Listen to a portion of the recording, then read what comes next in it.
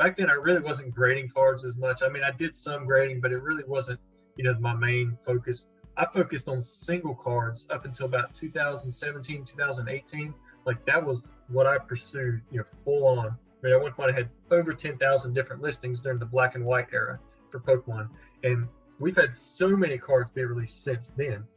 I mean, we're talking about like 2013, and just the amount of cards that I'd have to go through and have organized and move around. But I had to have inventory that constantly come in.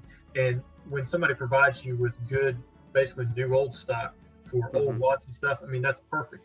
I remember I had so many Team Rocket hollows because it was just like the fossil ones, but I didn't make the sets out of Team Rocket hollows. Like I was selling Dark Charizard on my eBay, plus I made a second eBay, and I was basically duplicating the listings over. And I was selling these like mint Team Rocket hollows unlimited, usually for anywhere from $2 to $7 a piece. The Dark Charizard was up there, and I would run both of those eBay things just trying to move the inventory because people didn't want it. I mean, everybody had this mint stuff back then, and there really was no upside to grading. I mean, you send a Dark Wheezing in and it pulls a PSA 10. Back then, it might be worth $10. I mean, you paid $5 for it. People think it's a dollar card.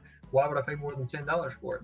Yeah, no, man, it's crazy what you're doing, and especially when you go back now. Like, there's very few people really going the hardcore, like breaking boxes down and selling cards individually and stuff like that, especially when it comes to modern. And sure, maybe the people that are doing are relatively large stores, but they're probably moving a lot of that product through like TCG Player and stuff like that, where you are actually busting open boxes and moving a lot of that product through your eBay store. And the only person I could personally think of who's still doing that's like Nick Old School Pokemon, because he's still just a maniac. But especially back then, moving cards, like if they weren't playable, you couldn't make any money. So it's pretty crazy that you were doing that. Well, see, when I busted boxes for newer product, what I would do is I would recruit my family in, and we would literally like bust, for sometimes up to a week, depending on what the set was, and we just do it all day.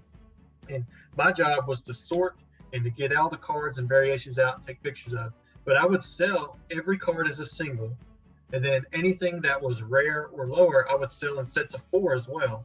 And then I would do the same thing for the reverse holographics. And so that took a lot of pictures, and I can't even imagine doing it today where you've got like 300 different cards in a set or something. It was tough back then, with some of these sets that only had 100 to 200. Like I still have all these old files where I would make sure every file was, it was in its generation, then it was in its set, then it was I had a file without watermark, and then I would have it numbered. And if there were sets of 4, so like the first card would be 1, and then be 1, 4.